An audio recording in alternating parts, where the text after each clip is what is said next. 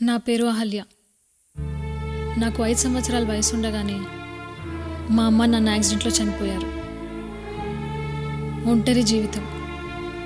బంధువులు ఉన్నా ఎవరూ చేరదీయలేదు. ఒక్క పూట అన్నం కోసం కనిపించిన ప్రతి ఇంట్లో అడుక్కొని మరీ పనిచేసేదాన్ని. ఆకలి బాధతో ఏడవని రోజు లేదు. నాకు వయసు వచ్చిందని మగాల చూపుల ద్వారా అర్థమైంది. ఒక పక్క ఆకలి బాధ, ఇంకో పక్క మగాల ఆకలి చూపులు నన్ను చాలా ఇబ్బంది పెట్టాయి. నాకు ఒక కుటుంబం ఉంటే ఎంత బాగుండేదో అని ఎంత ఏడ్చానో నాకే తెలీదు. అయినా ఆ దేవుణ్ణి నేను ఒక్కటే అడిగాను, నాకు మంచి కుటుంబాన్ని ప్రసాదించు స్వామి అని.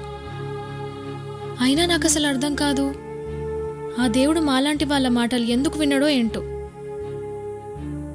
ఎక్కువసార్లు అడిగేశానేమో. నన్ను కూడా యాక్సిడెంట్లో చంపేశాడు. కానీ మీ అందరినీ కలిసాకే నాకు అర్థమైంది, నేను చనిపోయాకే ఆ దేవుడు నా మాటలు విన్నాడేమో అని. మీ అందరితో కలిసి ఉండడానికి నాకు ఈ శరీరాన్ని ఇచ్చాడు. మీ అందరితో ఆడుకున్నాను, మీ అందరికీ సేవ చేశాను, మీ అందరినీ ప్రేమించాను, చాలా సంతోషంగా ఉన్నాను. నాకు తెలుసు నేను చనిపోయి 11 రోజులు అవుతుంది. మహా అంటే ఇంకొక రోజు మాత్రమే మీతో ఉంటాను. ఆ తర్వాత మీరంతా సంతోషంగా ఉండొచ్చు. కానీ ఒక్కటి మాత్రం నిజం, ఈ జన్మకి మీరే నా ఫ్యామిలీ మెంబర్స్. మీరే. బాధపడకు. ఇన్ని రోజులు నువ్వు మాకెన్నో సేవలు చేసావు.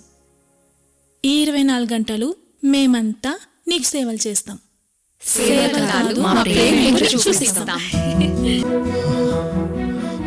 మీ అందరూ చాలా మంచివాళ్ళు. మీలో ఒకరిపైన ఒకరికున్న ప్రేమ జీవితాంతం అలాగే ఉండాలి.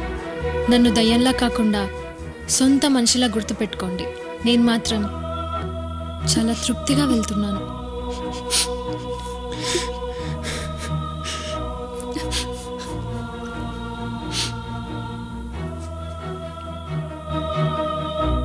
బావా, జీవితంలో ఎవరిని నేను ప్రేమించాలని అనుకోలేదు. కానీ నీ ప్రేమ చూసిన తర్వాత ప్రేమ అంటే ఏంటో అర్థమైంది. ఇదే నా చివరి హక్. నా రూపాన్ని నువ్వు మాత్రమే గుర్తుపెట్టుకోగలవు.